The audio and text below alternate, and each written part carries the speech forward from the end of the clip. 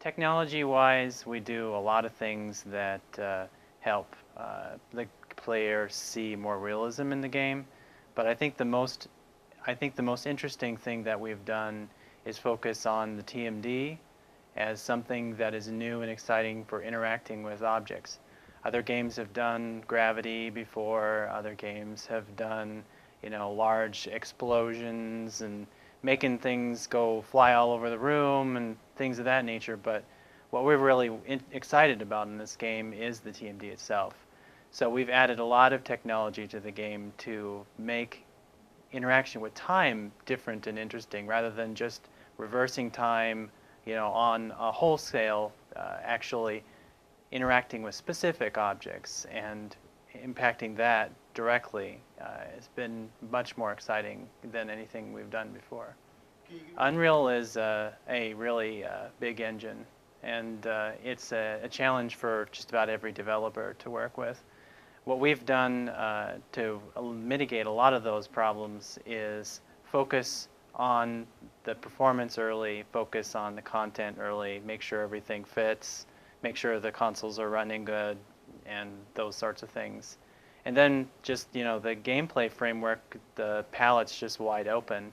You can do anything you want to with the engine. It has no limitations.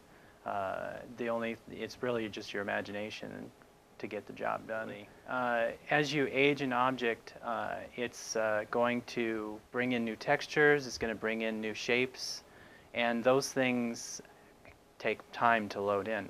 So those sorts of challenges is, figuring out, oh, okay, we're going to need to get the older version of this object and bring that in before the user's going to see it. So, otherwise, what are they going to see? They're going to see blurriness, they're going to see popping, excessively, and so on. And Unreal's been, hit in the past for those very sorts of things, and developers are having more and less difficulty addressing those issues. So, that's sort of an engine-specific problem that we have to wrestle with throughout the project. But the TMD in particular does create those issues because you're changing the world right in front of you. And the bigger the object is, the more obvious.